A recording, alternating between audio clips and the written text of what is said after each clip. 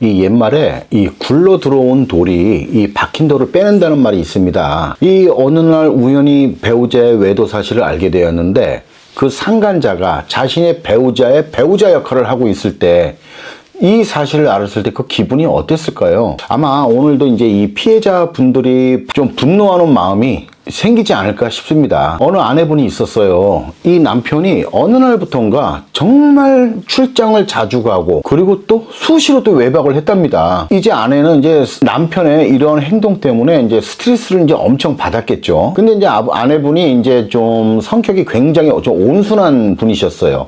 그래서 남편의 이런 행동에 걱정은 굉장히 컸지만 그래도 남편을 믿었답니다. 그리고 또 한편으로는 혹시 내 남편이 외도를 하는 건 아닌가 하는 이런 염려도 굉장히 컸지만 그걸 차마 밝혀내려고 하지 않았어요. 아니 어쩌면 안 한 게 아니라 못한 거예요. 겁이 나니까. 정말 마치 판도라의 상자를 여는 것 같아서. 그렇지만 이러한 날들이 계속 되니까 이 아내분도 이제 한계는 있잖아요. 그래서 남편의 뒤를 캐기 시작했고 결국 남편의 외도 사실을 알게 됐습니다. 이 상간녀가 혼자 사는 여자였어요. 남편이 계속 왔다 갔다 했던 거예요. 그러니까 이제 쉽게 말해 이제 두 집 살림 한 거죠. 두 집 살림. 그래서 이제 이 아내분이 차마 혼자 하는 그 집에 터들어가지 못하고 이제 언니하고 같이 갔답니다. 그래서 딱 들어갔는데 이 남편이 처음엔 엄청 놀라는 표정을 짓다가 이게 좀 체념을 했다고 해야 되나 아니면 그래 어차피 알게 될 거 이런 마음이었는지는 모르겠는데 어쨌든 들어갔어요. 그 집을 딱 들어갔는데 이 상간녀가 굉장히 당당했다고 해요. 그래서 이 상간녀가 하는 말이 자기 남편한테 그러더래요. 당신 방에 좀 들어가 있어. 여자들끼리 얘기할게. 이러더랍니다. 그러니까 또 이 남편 새끼는 알았어 이러면서 또 방에 들어가더래요. 그래서 아무래도 뭐 언제부터 너희들 이렇게 만났느냐 뭐 언제느냐 뭐 이런 얘기를 할 거 아닙니까. 그래서 뭐 이런저런 얘기를 하고 하는데 이 아내분이 저한테 그랬어요. 그때 얘기를 하는데 이게 저 여자가 상간녀인지 내가 상간녀인지 모르게 헷갈리더라는 거예요. 이 너무나 당당하니까. 그러면서 뭐 소송을 걸든지 뭘 하든지 알아서 해라. 하지만 난 당신 남편하고 헤어지지 못한다. 그러니까 이들의 관계가 거의 한 2년이 조금 넘은 것 같더라고요. 그래서 이제 얼마나 충격을 받았겠어요. 그리고 정말 여자로서의 어떤 수치심, 이런 자존감도 완전 바닥에 떨어지고 그러면서 울면서 집에 왔답니다. 그리고 그 언니도 뭐 같은 형제라서 그런지 몰라도 그 언니도 성격이 온순해가지고 그냥 이렇다게 욕도 못하고 그냥 나왔대요. 근데 어쩌면은 이들이 너무 당당하니까 여기에 오히려 그 관계를 그 순간만큼 자기도 모르게 인정을 하는 듯한 어떠한 그런 느낌이 들어서 그냥 왔답니다.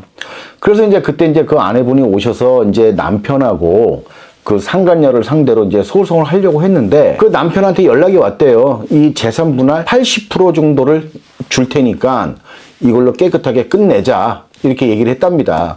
그래서 이제 그때 그 아내분이 저한테 일단은 80%를 주겠다고 하니까 이걸로 끝내는 게 나을까요? 아니면 소송을 해서 어떻게든 저걸 망신을 주는 게 나을까요? 라고 저한테 이제 많이 물어보셨어요.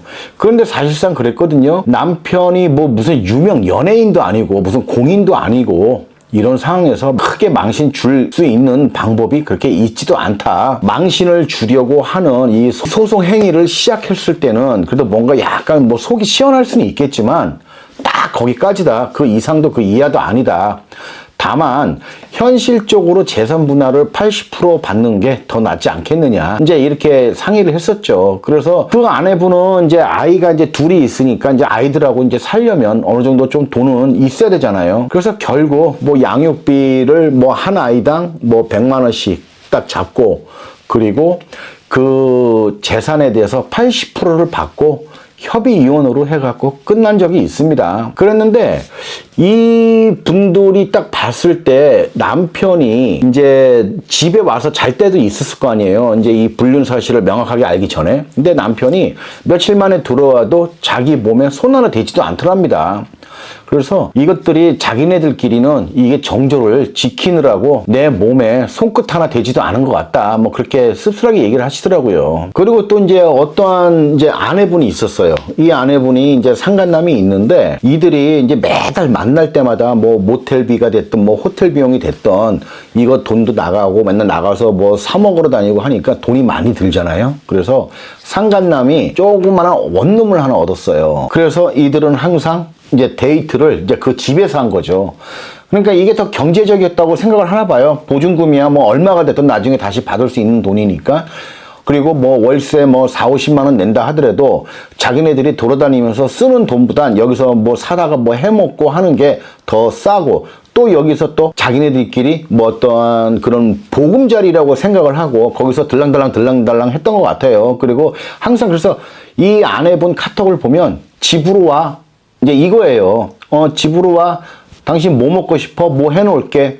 그리고 이제 아무래도 이제 원룸이나 이제 뭐 요리하는 게 좀 협소하니까 이 아내가 이제 집에서 이제 음식을 해가지고 또 싸가지고 바리바리 싸들고 가서 또 거기서 또 그 상간남 해 먹이고, 그리고 또 거기서 둘이서 뭐 불륜행위 마음껏 했겠죠.